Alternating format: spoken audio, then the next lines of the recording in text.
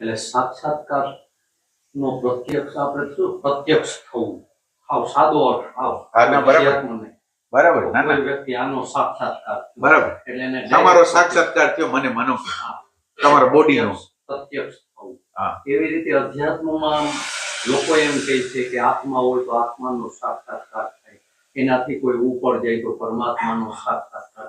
તો જેને અપરોક્ષાનુભૂતિ કહેવાય, ઇનડાયરેક્ટ નહીં, કોઈ ઇન્દ્રિયો દ્વારા નહીં. 5 ઇન્દ્રિય છે, એ 5 ઇન્દ્રિય મારફત નહીં, ડાયરેક્ટ એનો અનુભૂતિ થાય, એને ફિલિંગ જ આવે, એ આંખથી દેખાતી નથી, તો એ સાક્ષાત્કાર થયો એમ કહેવાય. દાખલા તરીકે સંસારી વસ્તુ હોય એનો સાક્ષાત્કારમાં 2 વસ્તુ હોય.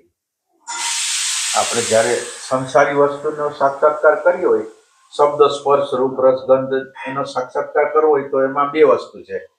એક વૃત્તિ વ્યાપ્તિ, એટલે વૃત્તિનું, માનો કે તમારું પ્રતિબિંબ મારી આંખમાં પડ્યું ને, એટલે વૃત્તિ વ્યાપ્ત થઈ તમારા આકારની, અને એ વૃત્તિ વ્યાપ્તિ આમ અંદર કઈ બ્રેઇન સેન્ટર લાગે. જેમ બોલો નીકમાંથી પાણી કેમ જાતું હોય, આપણે નીક બનાવી હોય, નીકમાંથી પાણી કેમ જાતું હોય, એની નીક પ્રમાણે જ જાતું હોય, એ પ્રમાણે વૃત્તિની વ્યાપ્તિ થઈ. પછી અંદરથી ફલ વ્યાપ્તિ આવે. ફલ વ્યાપ્તિ એટલે આનું નામ આ છે, એ ફલ વ્યાપ્તિ આવે. એક વૃત્તિ વ્યાપ્તિ અને બીજું એનું નામકરણ કરે આપણે કે આ વ્યક્તિનું નામ આ છે. એટલે 2 વસ્તુ આવે. જ્યારે આપણે સાક્ષાત્કાર કરી ત્યારે 2 વસ્તુ આવે, એક વૃત્તિ વ્યાપ્તિ અને એક ફલ વ્યાપ્તિ આવે. સાક્ષાત આ જનરલ સાક્ષાત્કારો હોય છે, એમાં હોય છે. હવે આત્માના સાક્ષાત્કારમાં શું હોય છે? હવે આ વૃત્તિ વ્યાપ્તિ ને ફલ વ્યાપ્તિ ગમે આ દુનિયામાં ગમે તમે સ્થૂલ સાક્ષાત્કાર કરો ને, આ 2 વસ્તુ તો હોય. જેવું આને જોઈ વૃત્તિ વ્યાપ્તિ થઈ એટલે એને ફલ વ્યાપ્તિ રૂપે ટેબલ કઈ આપણે શું કહેવાય, ટેબલ ટીપોય આપણે શબ્દ વાપરો, એ ફલ વ્યાપ્તિ થઈ. વૃત્તિ વ્યાપ્તિમાં ખાલી આનો આકાર અંદર ગયો અને એને રેકોગ્નાઇઝ કરીને એનું નામકરણ કર્યું, એ ફલ વ્યાપ્તિ. આ સાક્ષાત્કારનો પ્રકાર છે. હવે આત્માનો સાક્ષાત્કાર હોય ત્યારે આ પ્રમાણે જ છે. હવે આપણે જોવાનું.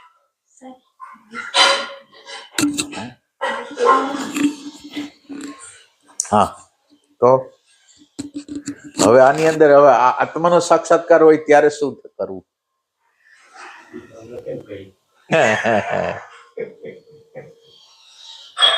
એટલે ફલ વ્યાપ્તિ કોણ કરે છે અંદર? આપણી વૃત્તિ વ્યાપ્તિ તો એની રીતે થાય છે, બ્રેઇન સેલ વૃત્તિ જેવી છે એવી અંદર લઈ જાય છે, એટલે વૃત્તિ વ્યાપ્તિની વસ્તુ થાય છે. ફલ વ્યાપ્તિ કેવી રીતે થાય છે? નામકરણ કરી છે, એ કેવી રીતે થાય છે? એનો અર્થ એમ છે કે અંદર એનો સંસ્કાર પડેલો છે, એની માહિતી પડેલી છે, એની માહિતી એનું નામકરણ કરે છે. હવે આત્મા તો કોઈ જળ વસ્તુનો તો વિષય નથી, એટલે એની કોઈ મેમરી ત્યાં તો નહીં હોય ને, એની મેમરી ન હોય, સ્થૂલ વસ્તુની મેમરીઓ હોય. હવે આ ખાલી વૃત્તિ વ્યાપ્તિ થાય અને ફલ વ્યાપ્તિની કોઈ જરૂર નહીં પડે, કારણ કે ફલ વ્યાપ્તિ માટે કોઈ નિરીક્ષક જ નથી કે જે એનું નામકરણ કરે, એવું કોઈ જીવતો જ નથી. એટલે ખાલી વૃત્તિ વ્યાપ્તિ થઈ ગઈ એટલે એને સાક્ષાત્કાર કહેવાય. વૃત્તિ ખાલી વ્યાપ્ત થઈ ગઈ અને પોતાથી જણાઈ ગયો, એને જાણવા માટે બીજા કોઈની જરૂર નથી. ઓમાં તમારી આગળ જે ડેટા છે એની જરૂરિયાત છે, એ ટાઈપની વસ્તુ. એટલે સ્વ પર પ્રકાશિત, કોને પ્રકાશિત કરે છે ને પરને જેને ભ્રમણા થઈ જાય અને સાક્ષાત્કાર થઈ ગયો, એની પાસે જે ડેટામાં એમાંથી એને માની લીધું કે આ થઈ ગયું. એટલે અંદરની એક મેથડ છે. કોઈ પણ વસ્તુ હાયરની વસ્તુ હોય ને, મને થઈ ગઈ છે ને એટલે પ્રયાસ કરવાની વાત ન ગઈ, હું કંઈક આગળ વધી ગયો ઈ છે. એટલે ઈ આખી સિસ્ટમનો એક ભાગ છે કે જલ્દીથી સિક્કો મારી દેવો, એ અંદરની રીત છે. એટલે એ બનાવટનો વિભાગ છે, એ અનઓથેન્ટિક વિભાગ છે. બનાવટ ભાઈ, પણ ધારો કે મને આ ટીપોય નાનપણથી મગજમાં નાખી છે એટલે મને ખબર છે કે આ ટીપોય છે, હવે હું નાનપણથી એક ડેટા અંદર તાઈએ નાખ્યો, પછી આણે નાખ્યો, પછી આણે નાખ્યો, પછી આણે નાખ્યો, એટલે મેં આત્મ સાક્ષાત્કારની એક ઇમેજ બનાવી લીધી છે. હવે એની નજીકનું કંઈક થયું એટલે હું ફટ દઈને સિક્કો મારી દઉં. ના, પણ એ પ્રમાદનું તત્વ છે, એ એટલે ઓબ્ઝર્વેશનનો અયથાર્થ પ્રકાર છે. તમે જ્યારે રાઈટ ઓબ્ઝર્વેશન કરતા હો ને એટલે તમે રોંગ ને રાઈટ કયો. જ્યારે રાઈટ ઓબ્ઝર્વેશન હોય ને, રાઈટ ઓબ્ઝર્વેશન નો અર્થ શું થાય? તમે ડેટાના પક્ષમાં સેજય નથી અને ડેટાને યથા યોગ્ય રીતે જોઈ શકો છો. એ ઓથેન્ટિક હોય. અને એમાં ભાઈ એવું છે કે કોઈ વ્યક્તિ માનો કે મને આત્મ સાક્ષાત્કાર થઈ ગયો, કે પરમાત્માનો સાક્ષાત્કાર, આત્મા પછી પરમાત્માનું છે ગુરુ છે કે સર્વવ્યાપકતાનો અનુભવ થાય. પણ ઈ એમ કહેતો હોય ને તો ઈ ભલે આપણને તાર્કિક રીતે બધી રીતે દલીલ રીતે કરાવી દે ને ઈ એમ કે મને થઈ ગયો, પણ એનો દરેકની જીવની અંદર એનો અંતરાત્મા બેઠો છે, માયલો. એ તો કહી દે કે તું કે ભલે પણ તને કાંઈ થયું નથી. બરાબર. ના ભાઈ, એવી રીતે મારા એક મામા છે ને, ઈ એવડી મોટી ભ્રમણામાં છે ને, ઈ કોઈ પણ આવે ને એને લેક્ચર જ દેવા માંડે અને ઈ પોતે માને જ છે મને આત્મ સાક્ષાત્કાર થઈ ગયો, બ્લેક હોલ આવ્યો તો, આમ હતું, ઓશોની ઓલામાંથી ક્યાંથી અંદર ઘૂસી ગયા. ના લે, એનું એકેય વર્તન આત્મ સાક્ષાત્કાર એટલે સેલ્ફ હિપ્નોસિસ કહેવાય એને. સેલ્ફ હિપ્નોસિસ કહેવાય. અને ઇન્ક્વાયરીની તાકાત ન હોય એટલા માટે સેલ્ફ હિપ્નોસિસ થઈ ગયો હોય કે મને આ થઈ ગયો એમ. બાકી સામાન્ય આવા કિસ્સા તો કોઈ, બાકી મને એવું લાગે કે વ્યક્તિ પોતે કહેતો હોય પણ પોતાને તો ખબર પડે કે આ જે પ્રકારે ના એટલે આ લોકો કેવા હોય ખબર છે? આ નબળાઈ આવે કે અંતરાત્માનો અવાજ આવે કે આ નથી, તો એને એ દબાવી દે. એને પોતાના ઇન્ફોર્મેશનના ડિપાર્ટમેન્ટમાં એટલે એ અવાજને દબાવવાની પ્રક્રિયા કરતો હોય વ્યક્તિ.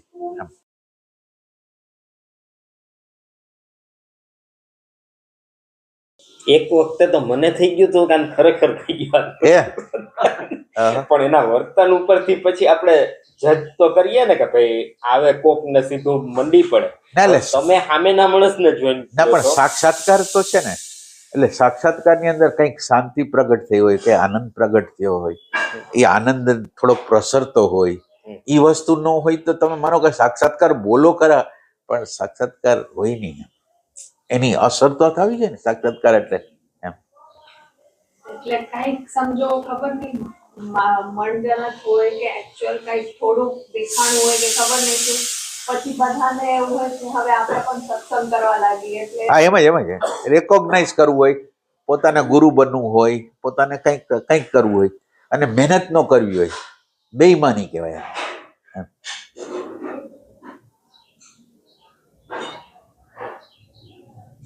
એ સ્મૃતિનો વિભાગ હોય ને એમાંથી જે જ્ઞાન ઊભું કરે સાક્ષાત્કારનું, સ્મૃતિના વિભાગમાં. એક વ્યક્તિ જ આપણી આગળ આવ્યા હતા, એક વ્યક્તિ આવ્યા હતા ને એ વ્યક્તિ કે મને લંડનમાં હતો ને મને આ પ્રકારનો સાક્ષાત્કાર છે. અને એને એ કથાકાર હતો કોઈ, તો એ કથાકાર નથી કરો એના પછી તો ઘણી પ્રોસેસ થઈ, એના જીવનની અંદર ધંધો ચાલુ થયા, છોકરા થયા, બધું થયું, જે વસ્તુ થઈ તો હવે તો એ વસ્તુ એટલે એને કૃષ્ણમૂર્તિને વાંચેલા અને કૃષ્ણમૂર્તિએ જાગૃતિનું જે વર્ણન કર્યું હતું એ એક્ઝેક્ટ એને હિપ્નોટાઇઝ દ્વારા અનુભવ્યું અને એને સાક્ષાત્કાર કીધું એમ. એ રીતે.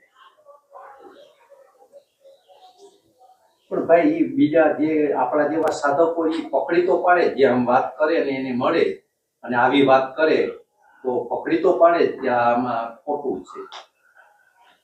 પણ એ તમે જે પકડી પાડો છો એ ક્યાંથી પકડી પાડો છો ના, એટલે આ બહુ મહત્વનો મુદ્દો છે.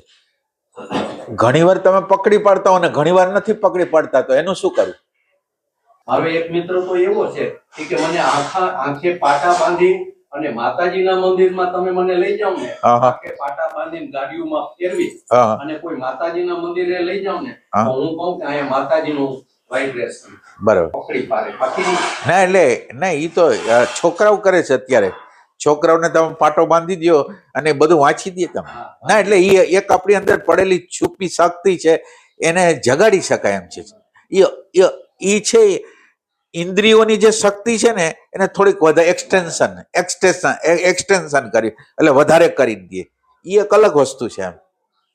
એક સંત છે, હવે એનો સૂક્ષ્મ શરીર તો બહાર નીકળી જતું, 10-12 વર્ષની ઉંમરે બહાર નીકળી જાય, ફરી આવે, બધું જોયું, એવો ડેવલપમાં ફરી આવે, પણ તેમ છતાં એને અમિતજીએ કીધું કે આ બધું થતું હતું ને તોય હું કહેતો હતો કે આ બધું ચેતનામણું છે, આ સૂક્ષ્મ શરીર બહાર નીકળવું એ કોઈ સાક્ષાત્કારનું લક્ષણ છે જ નહીં. એને પોતે એના ઓલામાં કીધું. તો જો એ વ્યક્તિ પોતે પોતાની જાત પ્રત્યે વફાદાર, તો એને અનુભૂતિ થાય. તો જો એને માની લીધું હોત કે હવે મારે તો આવું બધું થાય છે, તો અહીંયા તમે કહો છો ને કે અટકી જાય માણસ પોતે. આની યાત્રા છે પણ એન્ડ નથી. ના એટલે દાખલા તરીકે હું એમ કહું કે મને સાક્ષાત્કાર થયો, હું કાલ્પનિક રીતે બોલું તમને.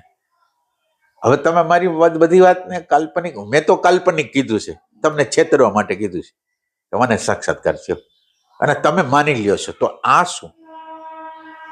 એટલે કોઈ સંતે એટલે આપણે એમ કહેવામાં કોઈ એને પોતાની સ્ટોરી કરવા માટે કીધું કે ભાઈ મને સૂક્ષ્મ શરીર નીકળ્યું તો હું આમ થયું. હવે એની વાત છે. હવે એ વાતના પ્રમાણ શું? માનો કે હવે એ જે વાત રાઈટ છે કે રોંગ છે? બને કે બધાને પોતાની સ્ટોરી છે, બધાને પોતાની સ્ટોરી કેવી છે, અને તમે હાવ સિમ્પલ રીતે રજૂઆત કરો ને તો કોઈને મજા આવે એવું નથી. એટલે બધા લોકો, કોઈ હિમાલયના સંતોએ મદદ કરી, કોઈ આ લોકમાં ગયો તો આ લોકમાં, એટલે બધાને ઇન્ટરેસ્ટ આવે. તો આ તો એક છેતરપિંડીનો પ્રકાર હોય, પોતાની સાથે બીજા સાથે. તો આના વચ્ચે ભેદ કેવી રીતે કરવો? માનો કે એ વ્યક્તિને તમે એક્ઝેક્ટ તમે લઈ લ્યો છો, માનો કોઈ વ્યક્તિને તમે એક્ઝેક્ટ લઈ લ્યો છો, પણ એનું પ્રમાણ શું?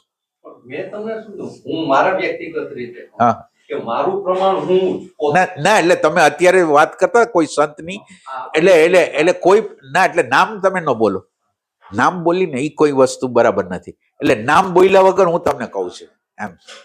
હું ભાઈ મારું એક ઉદાહરણ કહું કે હું હરિઓમ આશ્રમમાં પહેલી વખત આવ્યો ને ત્યારે તો મને કઈ ખબર જ નહોતી પડી. પછી હું 7 વર્ષનો આવ્યો. બરાબર. બીજી વખત આવ્યો ને ત્યારે મેં તમને જજ કર્યા હતા ને, એ મેં તાઈની જે વાણી હોય ને ઈ લાગે છે એમ કરીને આપણે એટલે આપણી પાસે સેન્સિંગ નો હોય. ના હા એમ જ મારું કહેવાનું એમ છે. મારું કહેવાનું નહોતો કર્યો, હા, પણ મેં વાણીના આધારે સેન્સિંગ કર્યું કે આમ હશે, આમ આમ હશે. એટલે એ જ મારું કહેવાનું. એટલે આપણે આ બે વચ્ચેનો ફરક, એટલે દાખલા તરીકે એક હું મારી રીતે મારી એક ફિક્સ સ્ટોરી બનાવું છું કે ભાઈ મારું શરીર આમ છૂટું પડી ગયું, આમથી આમ થઈ ગયું, અને એ સિવાય હું કોઈ જુદા જુદા અનંત બ્રહ્મલોકમાં ગયો, ફલાણા લોકમાં ગયો. અને તમે જેમ નાનો છોકરો સ્ટોરી સાંભળે છે ને એ કલ્પનાના ચડી જાય, એમ આપણે કલ્પનામાં ચડી જાય, ઓહો એને તો અહીંયા જ ગયા, એ તો અહીંયા જ આવ્યા, અહીંયા જ આવ્યા. એટલે ના, એટલે આપણે એનો ડિફરન્સ કરી જ નથી શકતા. મારું કહેવાનું એને સજાગ કરવાનું ઈ છે કે ના, એટલે સજાગતા એમ કે તમે તમારા ઉપર ભરોસો કરવો તો ચેલેન્જ કરો કે માનો કે હું અત્યારે અભિપ્રાય આપું છું, સાચો છે ખોટો જ ના, એટલે આપણે જ આપણને ચેલેન્જ કરી. તો નકર શું થાય કે રોંગ ઇન્ફોર્મેશન અંદર વહી જાય, રોંગ ઇન્ફોર્મેશન વહી જાય. સાહેબ, આમાં કેટલું સૂક્ષ્મ ઓબ્ઝર્વેશન જોઈએ કે આપણે જે જજમેન્ટ આપી છે એ આપણા જ કોઈ પરસેપ્શન થી, હા, પરસેપ્શન છે, બીજાને આપણે પોતાના કરતા થોડુંક આપણે લાગે કે इसको तो नहीं पता होगा, બરાબર. કેટલું બારીક ઓબ્ઝર્વેશન જોઈએ એમાં કે એક્ચ્યુઅલ છે કે ડેટાથી આવેલું.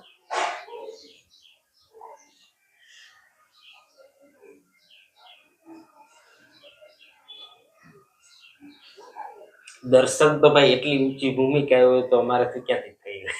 પણ એ ન થઈ શકે એ બરાબર છે, પણ મારાથી થઈ શકે છે ને એ ત્યાં ભ્રમણા થાય.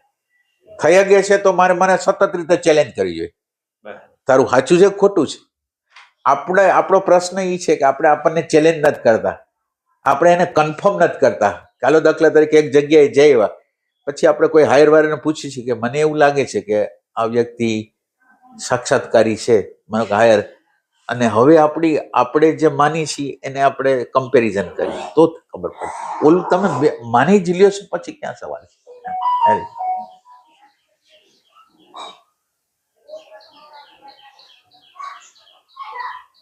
કોઈ સંતે એક રેફરન્સથી એક કોકની ભલામણ કરી કે આ વ્યક્તિ છે, કે આ વ્યક્તિ આ પ્રમાણે છે. હવે એ પ્રમાણે છે એટલે હવે આપણે માનવા માંડ્યા કે એ સંતે આમ કીધું છે આના વિશે એટલે હવે આ હોવો જ છે. એટલે એવું નથી હોતું. એટલે હું તમારી વાત પકડી હા લીધી. હા એટલે હા નામ નથી હા લેતા એટલે હા હા હા હા એ રીતે.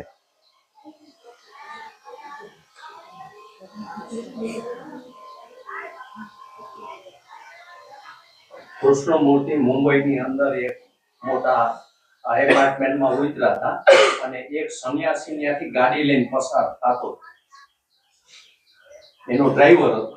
એટલે એ અમુક એરિયામાં ગયો ને એને કીધું ગાડી ઊભી રાખ, પાર્કિંગ કરી. તો કે શું તમને? તો અહીંયા મારે કામ છે. હવે એ 2-4 મોટા એપાર્ટમેન્ટો ઘણા બધા હતા. કે કોઈક અહીંયા કોઈ બુદ્ધ પુરુષ બિરાજે 100%. હવે એ તો ગાડીમાં પસાર છે, એને ખબર નથી કે કોણ આવ્યું છે. એ દરેક એપાર્ટમેન્ટને જઈને પૂછ્યું ચોકીદારને ઓલાને કે ભાઈ અહીંયા કોઈ સત્સંગ, કોઈ એવા કોઈ સાધુ સંતો, આમ જ પૂછવું પડે હા કે ભાઈ સાધુ સંતો હા. કોઈ આવ્યા છે હા. કે આના કોઈના ઘરે? તો પૂછતા પૂછતા એક એપાર્ટમેન્ટમાં ગયા તો એને કીધું કે ભાઈ ઈ સાધુ સંતો તો ખબર નથી, પણ આ બધે એક જગ્યાએ કોઈ લંડન થી કે કૃષ્ણમૂર્તિ કરીને આવ્યો છે ને ઈ ક્યાંક પ્રવચન કરવા જાય છે, તો બતાવી એનો નંબર. ગયા અને દરવાજો ખોલ્યો. એ કે રોડ જો મારે વાત એ કરવી છે, ભગવાન બુદ્ધ પસાર થતા ને 10 કિલોમીટરની રેન્જની અંદર પશુ પક્ષી ઝાડ વૃક્ષ એના વાઇબ્રેશન થી સ્પર્શિત થઈ જતા હતા.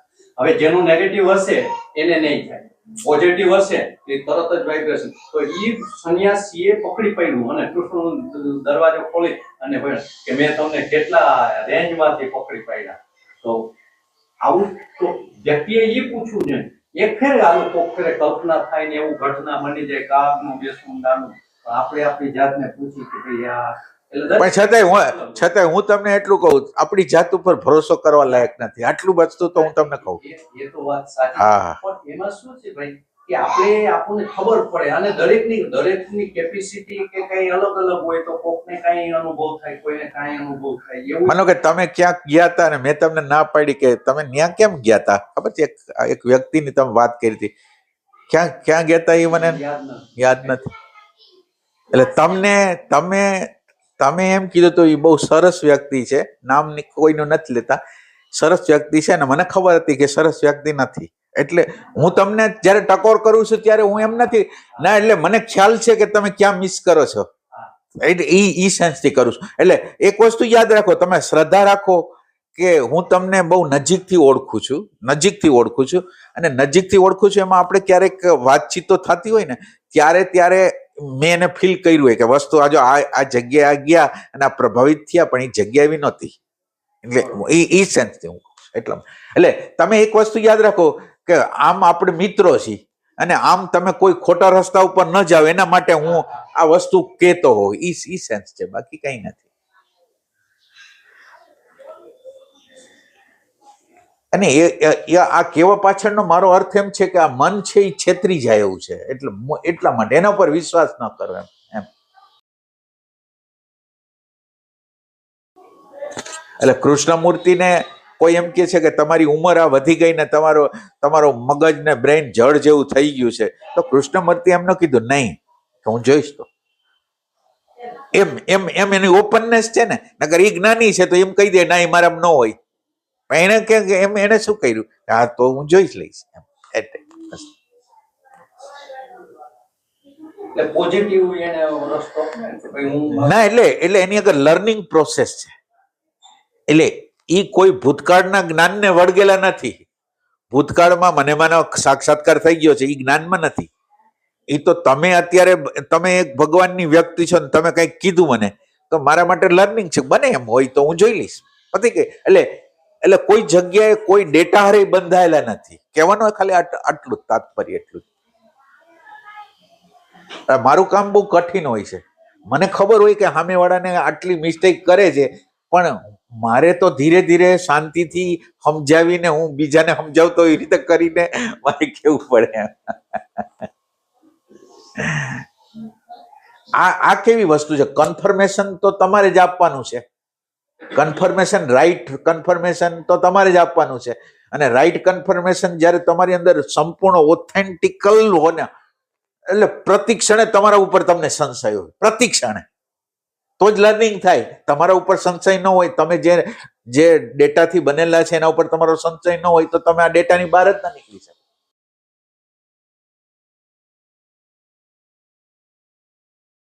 એટલે આને શ્રદ્ધા કહેવાય. શ્રદ્ધાનો અર્થ એમ છે કે તમને કહેવામાં આવે છે ને, થોડુંક તમે સેજ અંદર આવવા દેજો, બસ એટલું જ, બીજું કંઈ નથી. અને ભાઈ આના સારા મેં ઓલા રિઝલ્ટ જોયા છે. ધારો કે હું પિયુષને તમારી પાસે લઈને આવ્યો ને પહેલી વખત, હા, હા. ત્યારે ઈ તકલીફમાં હતો, હા, ત્યારે મેં સમજાવ્યો તો તું છે ને ઈ ગોતવાની ટ્રાય કરજે, તું આ છે નથી એમ કરવા જતો નહીં તો એને એટલું બધું મળી ગયું. હા, સાચું. અને તમે ઘણી વખત અમને કયો, હા, અમે પકડી નહોતા શકતા ને પકડો એમ પકડી શક્યા. હા, બરાબર. સાચું. જ્યારે હા. ઈ અંદર હા, ગયું ને ગયું ઈ તો. ગોતવાની મહેનત કરી ને કાંઈક કીધું છે એટલે કાંઈક કાંઈક હોવું જોઈએ. તો એમાં અમને મળી ગયું. હા, મળી જાય, મળી જાય. અને ઈ નહીતર અમે ક્યારેક ના, ગોતી એટલે શ્રદ્ધા આને જ કહેવાય. શ્રદ્ધાનો અર્થ એમ છે, હું જે જગ્યાએ છું એના કરતા થોડુંક આ હાયર માનો કે છે, તો એના કહેવામાં કંઈક હોવું જોઈએ, બસ એટલું જ તમે રાખો ને તમે ગોતી કાઢો અંદરથી, બસ એટલી જ વસ્તુ. ખાલી થોડુંક હા, ખુલ્લાપણું. એનું કોઈ સેન્સિંગ નો પાવર હા. નતો, ઈ માણસ સેન્સ કરી લે. હા, તો પછી આટલું કોકે કીધે. હા, કોકે કીધેલું જ છતાંય. હા, સાચી વાત છે. તમે જ્યારે કંઈક આવું કહેતા હો ને, અને બીકોઝ આ તો પોતાનું જ અનુભવ છે, તો ઈ થોડું ઓપન રહ્યું ને, તો બીકોઝ ઈ ગ્રેસ આવે છે એટલે ઈ પ્રકાશમાં ઈ દેખાઈ જતું હોય. હા, એ તો છે જ, એ છે જ. તો ઈ ઘણો હેલ્પ કરે. ના, એટલે પ્રજ્ઞાનો એક પ્રકાશ હોય ને, અને તમે થોડાક ઓપન હો ને, તો તમને ફટકતો ફ્લેશ થઈ જાય એમ.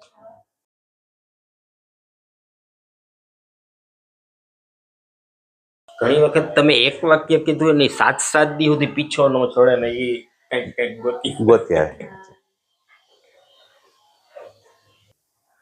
ઘણી વખતે જે એક્સપિરિયન્સનું વર્ણન થતું હોય ને, એ એક્સપિરિયન્સના વર્ણનથી આપણે હિપ્નોટાઇઝ થઈ જાય.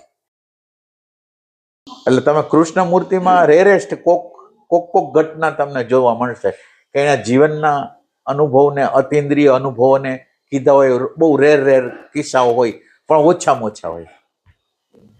એટલે જ્યારે આ વસ્તુ ન કહેવામાં આવે ને, ત્યારે બીજા લોકો આપણાથી ઇમ્પ્રેસ ન થાય અને બિચારા આડાવડા રસ્તે ન ચડી જાય.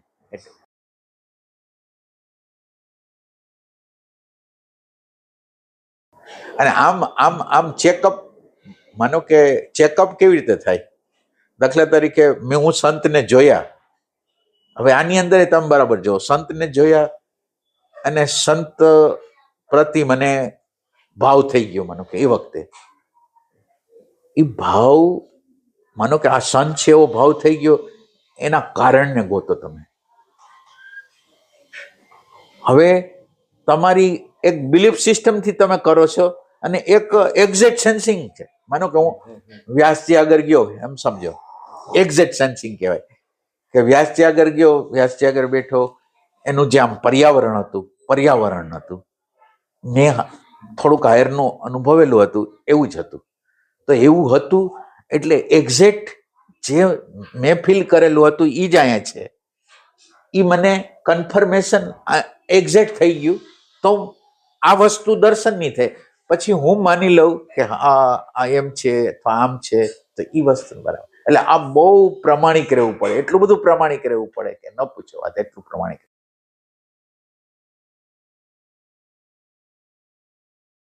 અને અમે તો એવા કેટલા સંતો આગળ ગયા છીએ, આ દુનિયા આમ ઘણા ફર્યા છીએ, પણ ક્યારેય કોઈ પ્રકારની અપીલ થઈ હોય એવું રેર કેસમાં બન્યું હોય કે ક્યારે લગભગ, અને નામ હોય, ફોરેનર લોકો આવતા હોય, બધું હોય, પણ છતાંય એમ નહીં. એમ કે તમને ખબર પડી જવી જોઈએ. માનો કે હું એક વ્યક્તિને મળવા જાઉં છું ને, તો મને ખબર પડી જવી જોઈએ કે આની યાર બીજી વખત મળાય કે નહીં, એ તમને ખબર પડી.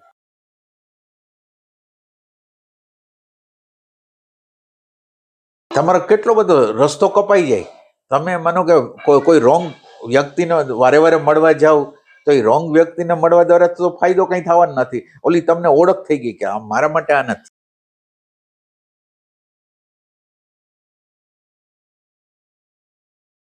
અને આમ ધર્મ છે આપણા પ્રેઝન્ટ મોમેન્ટ, આપણું આપણું એટેન્શન અથવા હોવાપણું છે ને એનો ધર્મ છે સેન્સિંગ કરવાનો. બીજું કોઈ સેન્સિંગ ન કરી શકે. આપણું જે હોવાપણું છે ને એની અંદર એવો પ્રકાશ છે કે એને સેન્સ કરી દે.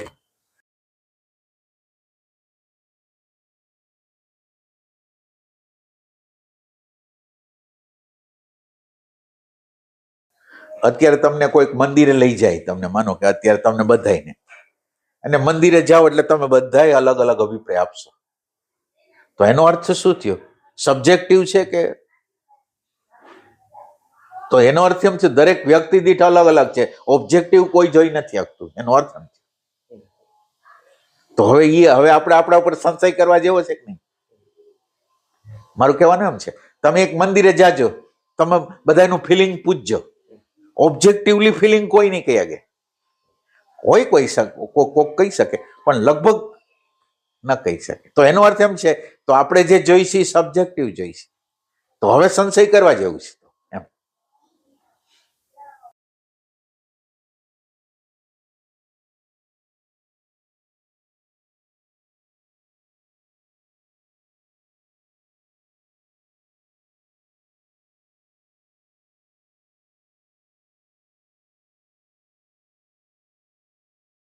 અને પાછું આની અંદર કેવું હોય કે અંદર એનર્જી, કોઈ પણ જગ્યાએથી એનર્જી આપણી અંદર જાય અને એ આપણા સંસ્કારોને ઝંઝોડે. આપણા સંસ્કારો અંદર પડેલા જે સંસ્કારો હોય ને, એટલે એનર્જી એના સંસ્કારોને ટચ કરી આવે. હવે એ સંસ્કારોને ટચ કર્યા પછી એ જે પ્રકારના આપણી અંદર રિએક્શનો આવે, આપણી અંદર કંઈક ફિલિંગો આવે, એ એક પ્રકારની અલગ અલગ હોય બધાની. આપણે જે સ્તર ઉપર હોય એ સ્તર ઉપરની ફિલિંગ આપે.